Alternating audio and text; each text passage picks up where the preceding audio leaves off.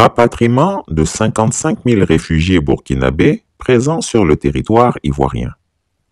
Alassane Ouattara espère ainsi déstabiliser le régime du Burkina Faso.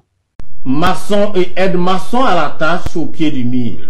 Brique après brique, plus qu'un site de réfugiés, c'est un véritable village qui est en train de sortir des terres encelées. À la maîtrise d'ouvrage, l'entreprise Siam, appuyée par l'État de Côte d'Ivoire à travers le ministère de la Construction, du Logement et de l'Urbanisme. 1072 maisons sur 10 hectares. Nous faisons des appartements de 2 pièces en terre battue pour les réfugiés. Le début était un peu difficile, mais actuellement ça avance. On avait du mal à trouver des briques en terre, mais ça va, donc ça avance maintenant.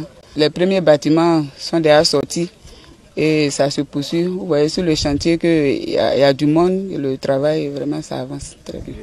Dans peut-être 2 mois, je pense que on pourra livrer les bâtiments. Ceux qui veulent venir, en tout cas, il y a encore de la place. On a encore besoin des personnes pour aller encore plus vite. Nous sommes à 14 km de Bouna, sur la route de Doropo, à un peu moins de 600 km au nord-est d'Abidjan, sur l'un des 2 sites en cours d'aménagement pour accueillir les réfugiés burkinabés. 1070 maisons de 2 pièces, comme l'a mentionné Mme Kouadio, bâties sur une superficie d'environ 10 hectares pour loger les hommes et femmes ayant fui l'insécurité au Burkina Faso. Jusqu'ici, logés dans des familles d'accueil, les réfugiés venus du pays des hommes intègres pourront bénéficier de véritables logis par la volonté des autorités de Côte d'Ivoire.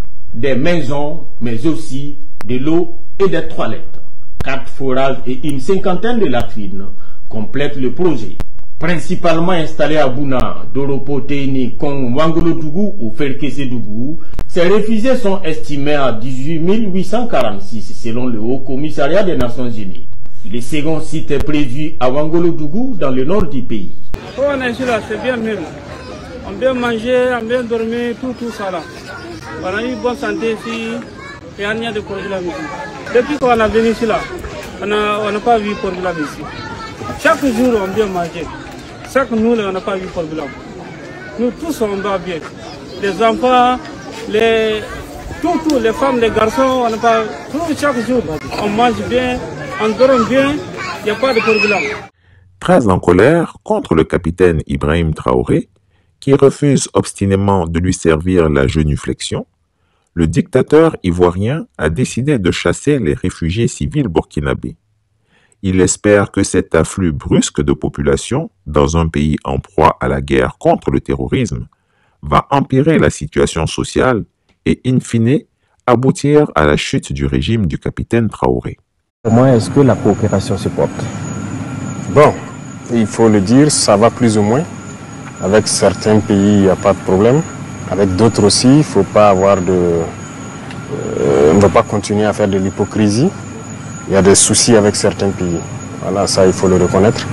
Et nous sommes là-dessus. Et nous espérons que chacun comprendra. Parce qu'au début, nous avons eu un peu de soucis. En octobre, novembre 2022, alors je vais vous dire clairement, on a été approché par beaucoup d'émissaires, notamment des pays du Sud. Chaque fois, c'était peut-être nous dire de négocier en quelque sorte avec les terroristes, parce qu'ils veulent un couloir, ils veulent juste faire le trafic, ça veut dire laisser une portion du terrain, et voilà, ils vont nous laisser tranquille. Nous avons dit que ce n'était pas possible parce que nous sommes burkinabés. On préfère mourir dans la dignité que de négocier donc les conditions de notre esclavage. Négocier avec ces gens-là, c'est négocier les conditions de son esclavage. Donc j'ai compris la mentalité de certains et j'ai conseillé beaucoup que ce n'était pas une bonne idée de négocier. Mais bon, on savait ce qui se passait. Les choses se passaient à Niamey en son temps. Voilà, entre le président Bazoum qui était le centre et les terroristes, certains agents extérieurs, et ensuite les messagers venaient vers nous. J'ai même envoyé aussi des messagers vers le président Bazoum à son temps, qui malheureusement n'a pas bien accueilli la mission, parce qu'ils n'ont même pas pu me faire de compte rendu parce que c'était un échec, nous avons compris qu'il y a une machine qui est en œuvre et donc nous avons décidé de combattre, de lutter. Nous avons refusé catégoriquement de négocier avec qui que ce soit. Nous allons combattre. Et ces gens qu'on avait conseillé de ne pas rentrer dans ce schéma, je pense qu'aujourd'hui beaucoup se rendent compte qu'on avait raison. Parce qu'ils ont commencé à être attaqués. Il n'y a pas de possibilité de négocier avec ces gens. Donc il faut qu'on se mette au sérieux pour lutter. Dernièrement, vous avez vu à travers le reportage, lorsque les unités sont arrivées à l'opération Ouragan à la frontière ivoirienne, voilà, je suivais l'opération de près. C'est de féliciter même les soldats pour leur discipline. Parce qu'ils n'étaient pas obligés de s'arrêter et regarder les terroristes à 50 mètres de lui, au-delà du fleuve. Ils pouvaient envoyer des roquettes, comme il a dit. Mais par discipline, respect des consignes, ils ont observé et puis ils se sont retournés.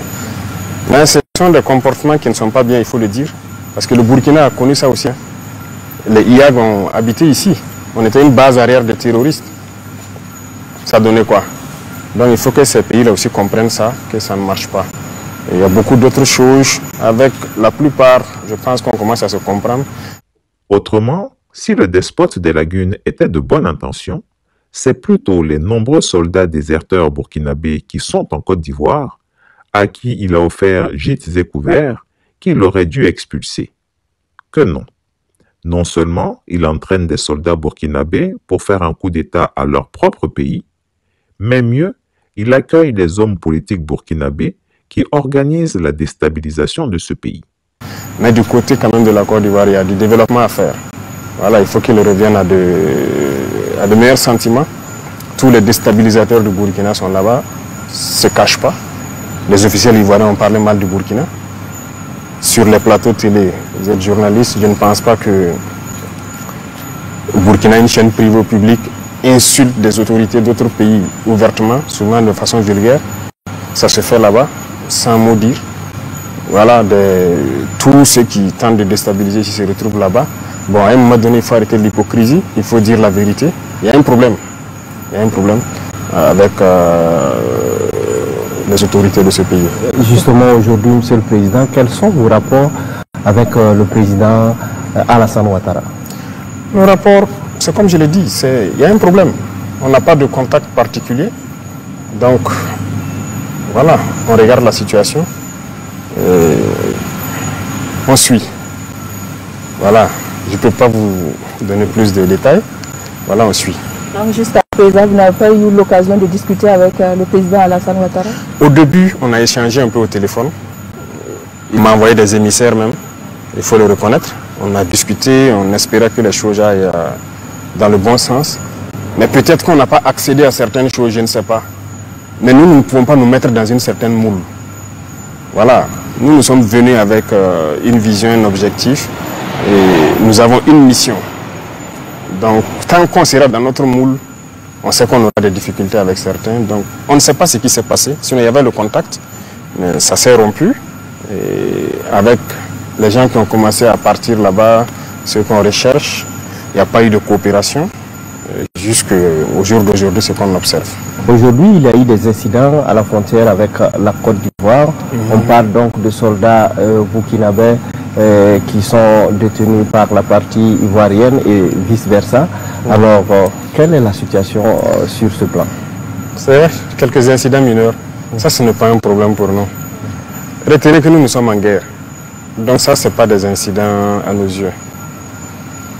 Vous ne pouvez pas comprendre ce que j'ai dit, mais nous sommes en guerre. Et nous nous sommes préparés à tout. Donc ça, ce n'est pas des incidents.